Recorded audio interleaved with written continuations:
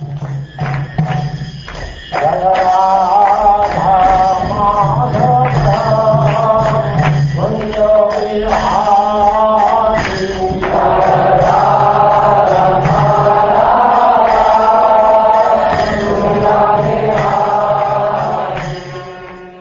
now chapter 10, the battle between the demigods and the demons.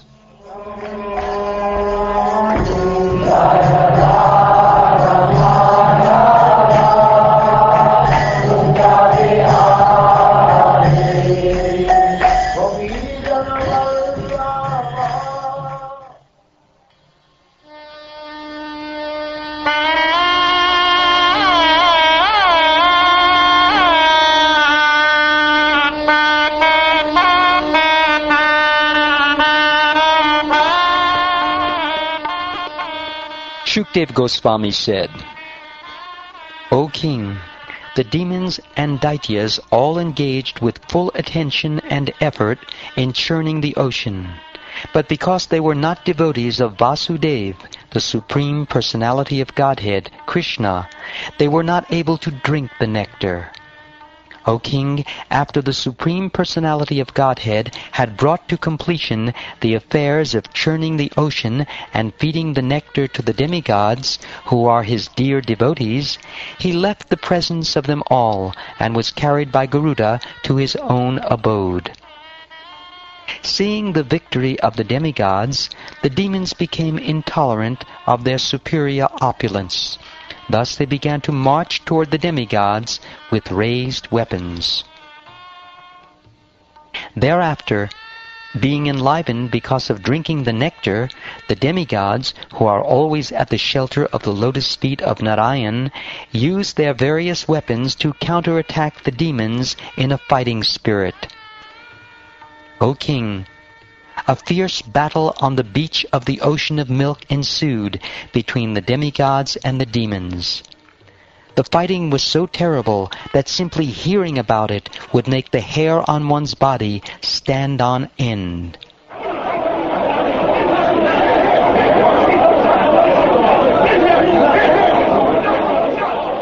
Both parties in that fight were extremely angry at heart, and in enmity they beat one another with swords, arrows, and varieties of other weapons.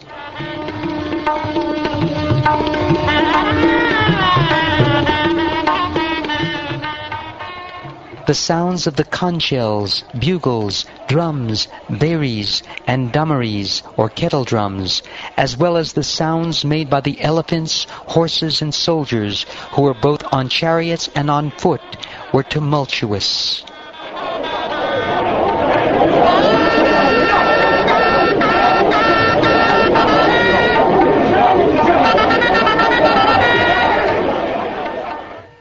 On that battlefield, the charioteers fought with the opposing charioteers, the infantry soldiers with the opposing infantry, the soldiers on horseback with the opposing soldiers on horseback, and the soldiers on the backs of elephants with the enemy soldiers on elephants.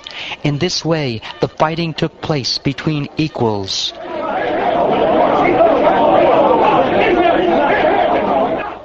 Some soldiers fought on the backs of camels, some on the backs of elephants, some on asses, some on white-faced and red-faced monkeys, some on tigers, and some on lions.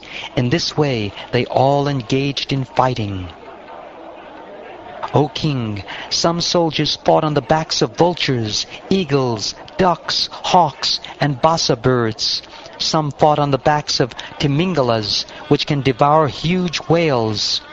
Some on the backs of shatabas, and some on buffalo, rhinoceroses, cows, bulls, jungle cows, and arunas.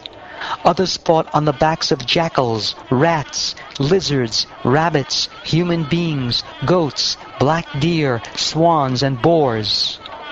In this way, mounted on animals of the water, land, and sky, including animals with deformed bodies, both armies faced each other and went forward.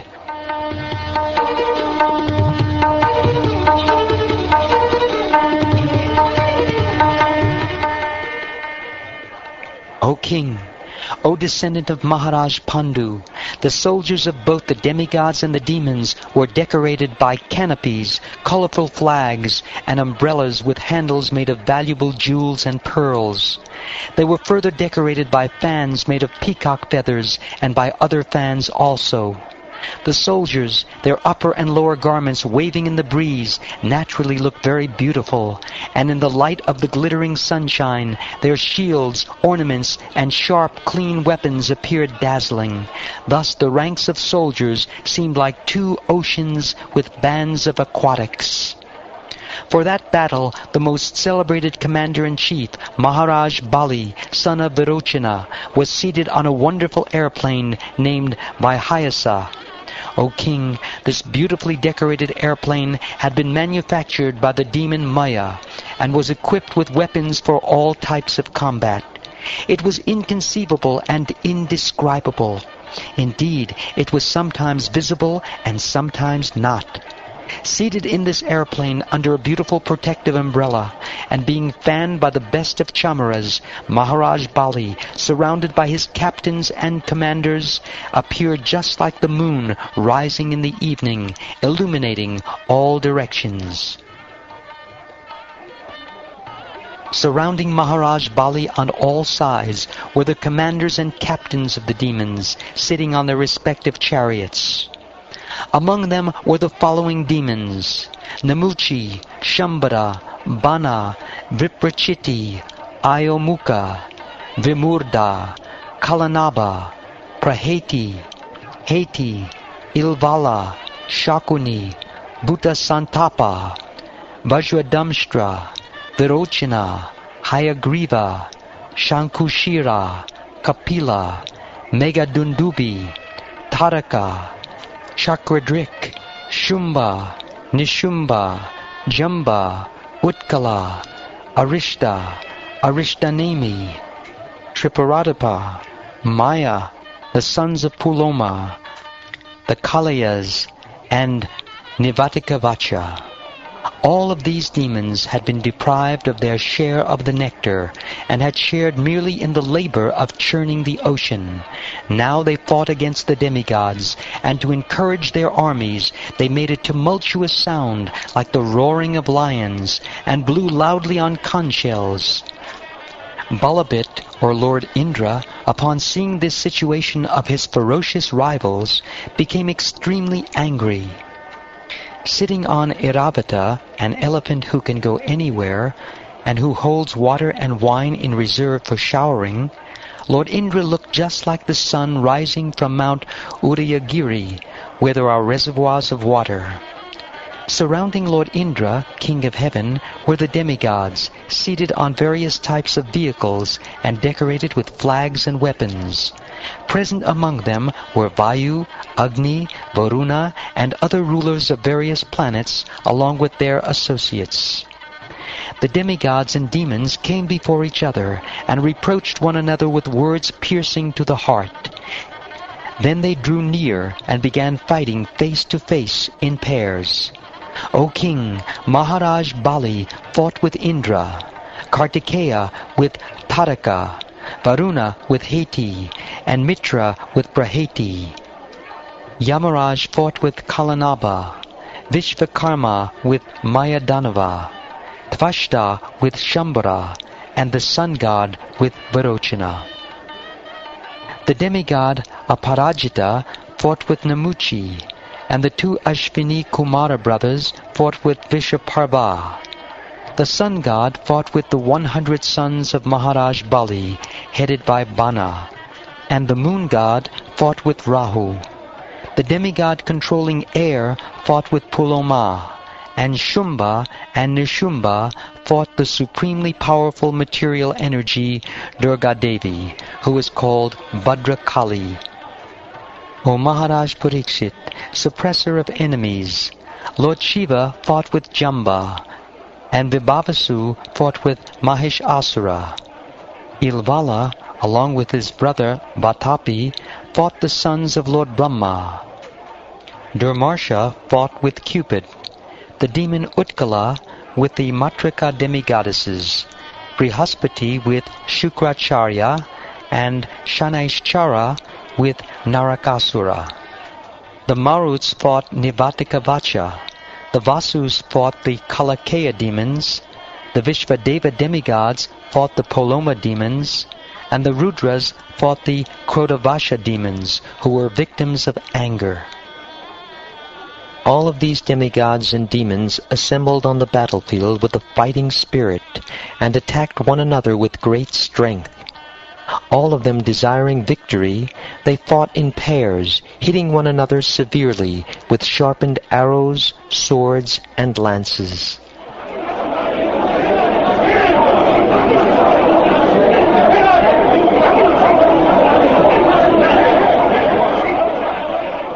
They severed one another's heads using weapons like bushundas, chakras, clubs, rishtas, patishas, shaktis, ulmukas, prasas, parishvadas, nistrimshas, lances, paragas, mudgadas, and bindipalas.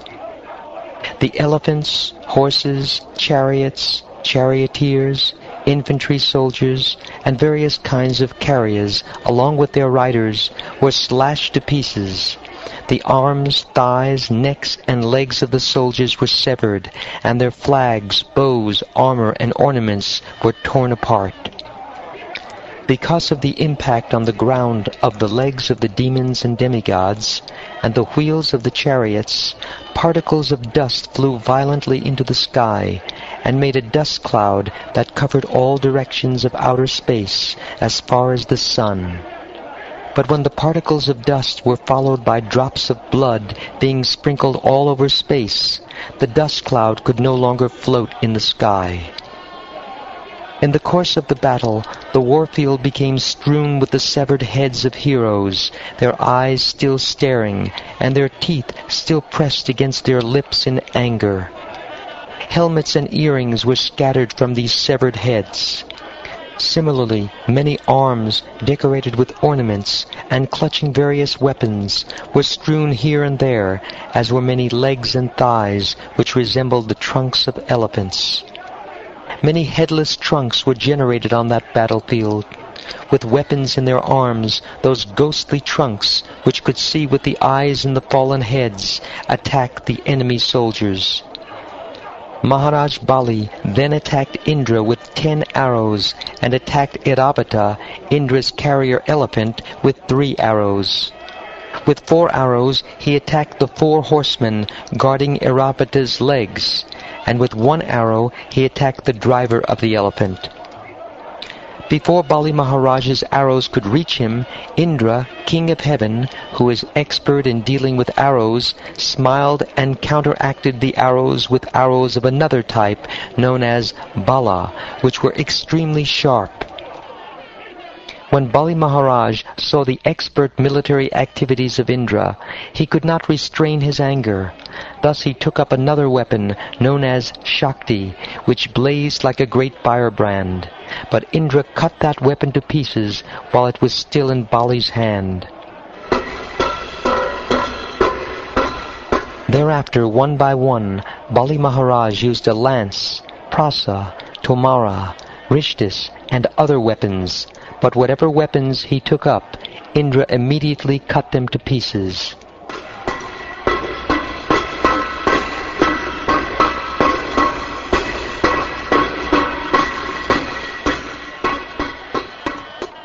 My dear king, Bali Maharaj then disappeared and resorted to demoniac illusions. A giant mountain generated from illusion then appeared above the heads of the demigod soldiers. From that mountain fell trees blazing in a forest fire. Chips of stone with sharp edges like picks also fell and smashed the heads of the demigod soldiers.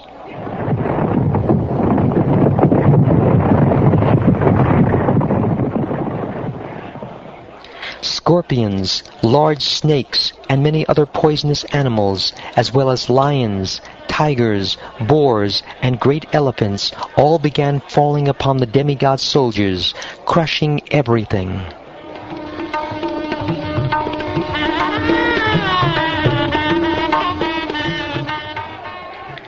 my king, many hundreds of male and female carnivorous demons, completely naked and carrying tridents in their hands, then appeared, crying the slogans, "Cut them to pieces, pierce them."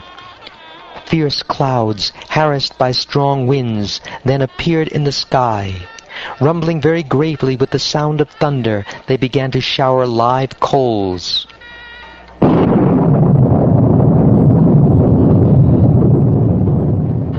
A great devastating fire created by Bali Maharaj began burning all the soldiers of the demigods.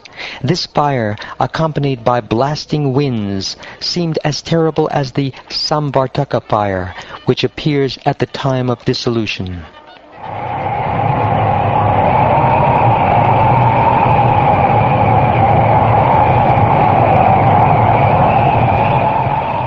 Thereafter, whirlpools and sea waves, agitated by fierce blasts of wind, appeared everywhere before everyone's vision in a furious flood.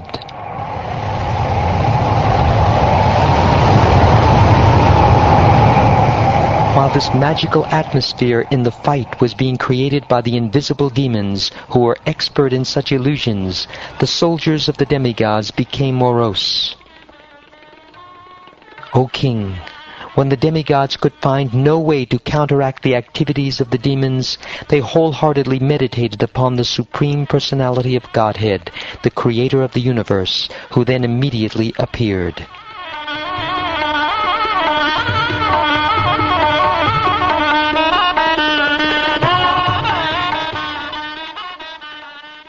The Supreme Personality of Godhead, whose eyes resemble the petals of a newly blossomed lotus, sat on the back of Garuda, spreading his lotus feet over Garuda's shoulders.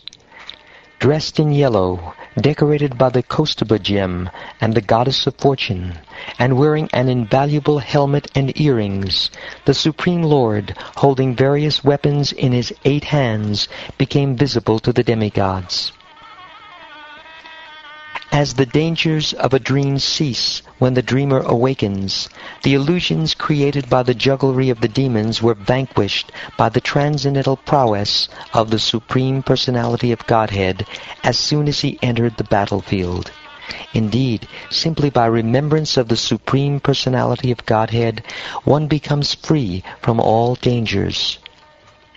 O King, when the demon Kalanemi, who was carried by a lion, saw that the Supreme Personality of Godhead, carried by Garuda, was on the battlefield, the demon immediately took his trident, whirled it, and discharged it at Garuda's head. The Supreme Personality of Godhead, Hari, the Master of the 3 worlds, immediately caught the trident, and with the very same weapon, he killed the enemy Kalanemi, along with his carrier, the lion. Thereafter, 2 very powerful demons named Mali and Sumali were killed by the Supreme Lord, who severed their heads with his disc. Then Malyavan, another demon, attacked the Lord. With his sharp club, the demon, who was roaring like a lion, attacked Garuda, the Lord of the birds, who are born from eggs. But the Supreme Personality of Godhead, the original person, used his disc to cut off the head of that enemy also.